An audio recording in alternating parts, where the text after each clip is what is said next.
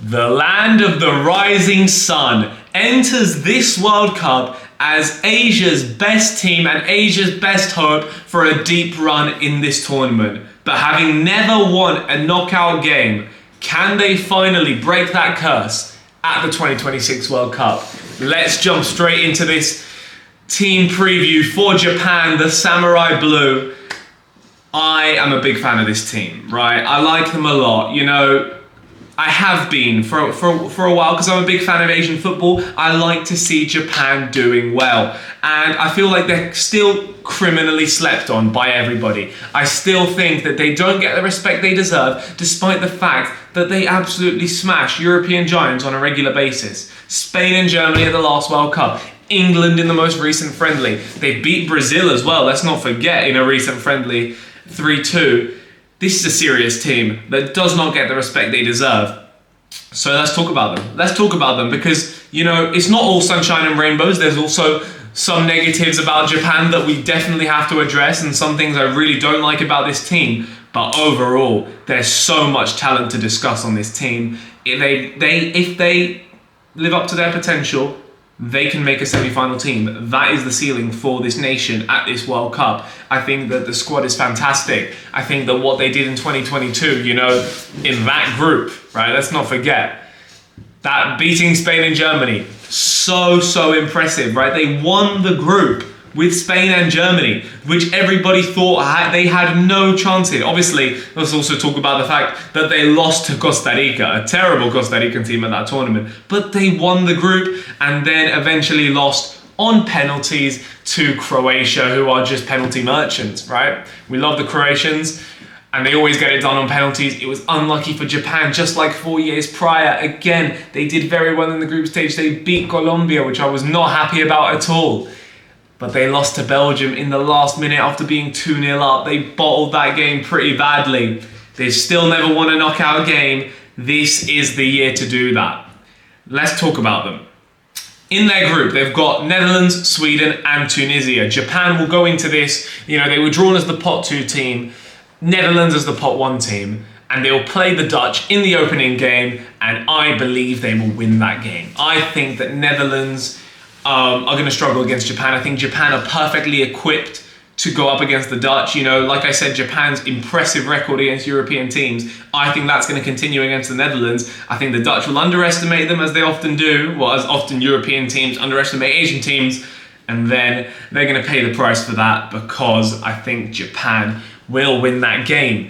Then they'll play Tunisia, this is the issue here. Japan often like to down tools against weaker teams. Moriyasu is a man that we have to get into, but Japan like to rotate, they like to be a little bit arrogant, and that is a game where I could see them struggling. But regardless of whatever happens, I think Japan will go through in this group. I think if they don't make it out of the group, I think that's a disaster, a complete nationwide scandal with the amount of talent on this team. And then it's about who you play and how far you go, because these guys on their day can go up against any national team in the world. Let's look at the squad, right? Let's tackle the squad and let's look at who are going to be the key starters for this team, because obviously they have injuries as well, right? Takumi Minamino, I think, is out of this World Cup. I think he tore his ACL and he's not going to be there. But going forward, the amount of attacking talent, Kaoru Mitoma, obviously from Brighton, this man is, you know, a Prem machine. This season hasn't been his best, but we know how much of a player he is. Junya Ito, right? You've got Ritsu Doan. You've got Ayase Ueda. There are so many players. You've got Nakamura. There's so many top players in this Japan squad that you could really pick anybody. You've got Takafusa Kubo, right, who I haven't even talked about, who's probably one of their best players. So much attacking talent. Now, that's also an issue because I don't think Moriyasu knows his best squad, but you can really bring on anybody. They've got so many options. The midfield will be Daichi Kamada, and if he's back, Wataru Endo. Defensively, I worry a little bit. I don't think they're the strongest, right? Is it going to be Hiroki Ito? Is it going to be Ko Itakura, who had a disastrous Asian Cup last time? And then in goal, it'll be Mr. Zion Suzuki, who also had a disastrous Asian Cup last time, but I'm pretty sure he's had a good season with Parma, from what I've heard. He's 23 years old. He is the future. He's a good goalkeeper. He's a very good shot stopper. And I just think this team is stacked with quality. I mean, Ayase Ueda, who's going to be the number 9, has scored 25 goals for Feyenoord in the league this season. Now, I know Santi Jimenez was scoring goals there as well, and now look at the national team. And yes, Ueda is not a top player. I think he's a decent Asian striker. I don't think he's some world beater that's going to go for 60 million. But he knows where the goal is, and his confidence will be up after this season. Hopefully, he can transfer that to the national team. Now, Moriyasu doesn't know his best squad, and I think he is somebody that we need to talk about, right? Because I think he is the major issue for this national team. I am not a fan of Hajime Moriyasu. I don't think he's qualified enough to be coaching this Japanese national team. It's a little bit like Ecuador with Bekasese. I just don't think that he is the man to get the best out of the golden generation. I think this is...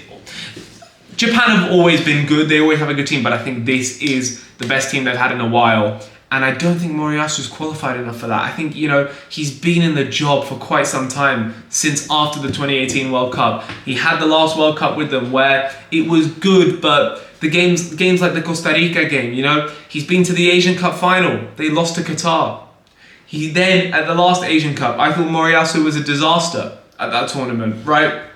I think he has always been the man holding back this national team. I think his arrogance and, even in qualifying, just like the unnecessary rotations he does, the players then don't have that much chemistry together. Every week it's a different player coming in. And I don't think he's done enough for this for this Japanese national team. I think he should have won one of the Asian Cups, 100%, with the talent that he has. They are the best team in Asia.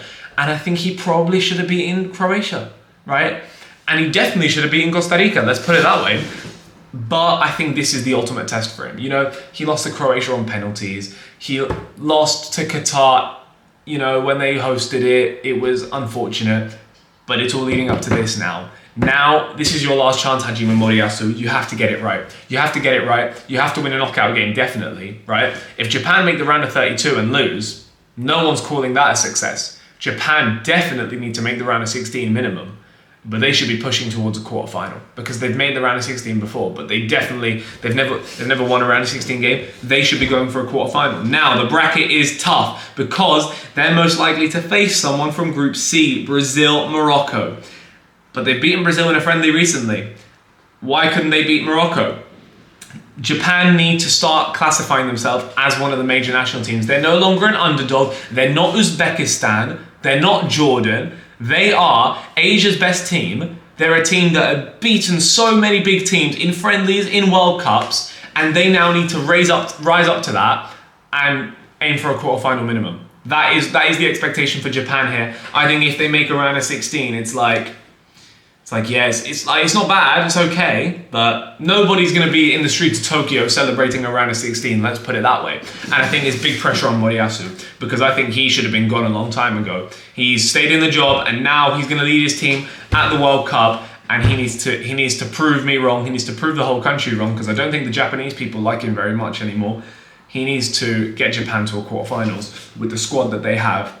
And he needs to stop rotating, because I can just see this. The most Moriyasu thing that Moriyasu can do is beat the Netherlands, then rotate the whole team against Tunisia, lose 1-0, and then we're just here like, what the hell? Why did you do that?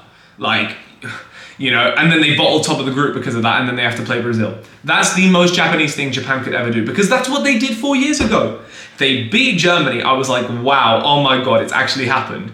Then he changes the whole team, thinking the Costa Rica game was going to be a walkover, they lose 1-0.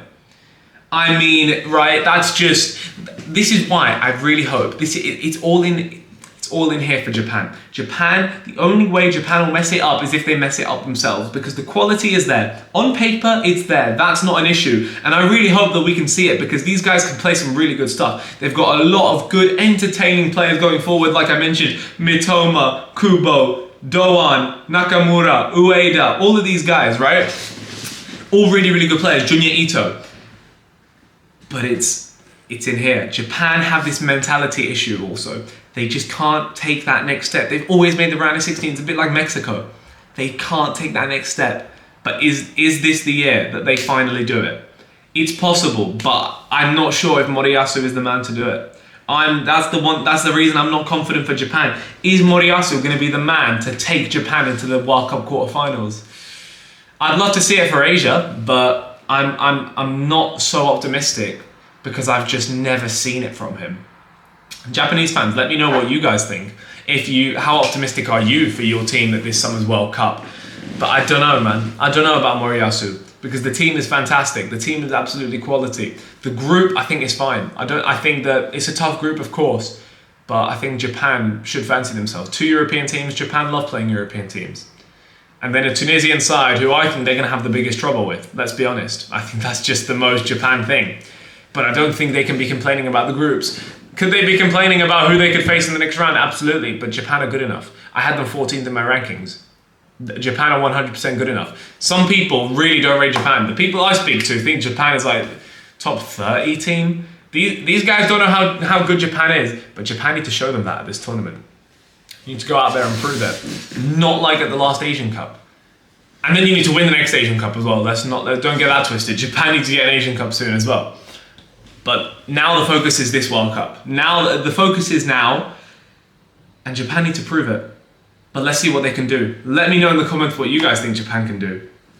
Because I think we've discussed everything. I think we've looked at the coach, we've looked at the team, and everything's pointing to ifs. If Japan do this, they can do that. But nothing's guaranteed. Japan need to fight for everything, work in every single game. They can't down tools against Tunisia. They have to win the group. Try and avoid Brazil. Because I think against Morocco, Japan-Morocco, very even game.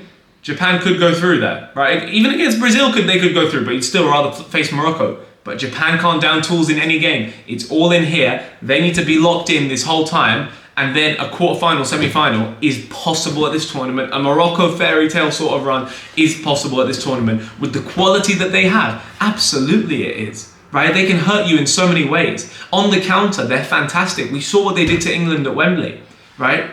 These guys, in terms of 1v1 dribblers, my guy wrote a thesis on dribbling Kaoru Mitoma, right? So going forward, they're going to be dangerous. They've got so many ways to hurt you. It's whether they show up at this tournament. That's always the issue with Japan, because we all thought they were going to win the last Asian Cup. What happened against Iran? What happened? I mean, they were absolutely bodied. I was happy to see it. I wanted Iran to win that game. But they were absolutely bodied in that game. They lost 2-1 to a last minute penalty, but don't get it twisted. They should have lost way more in that game. So none of that, right? None of that. They have a habit of bottling in Japan. I don't want to see it at this tournament. I don't want to see it from Japan. I want to see them do better. Can Moriyasu be the guy? I'm not sure. Let me know in the comments, Japanese fans. Let me know, everybody, what you guys think of Japan and what team you want to see me do next. I'll see you guys soon.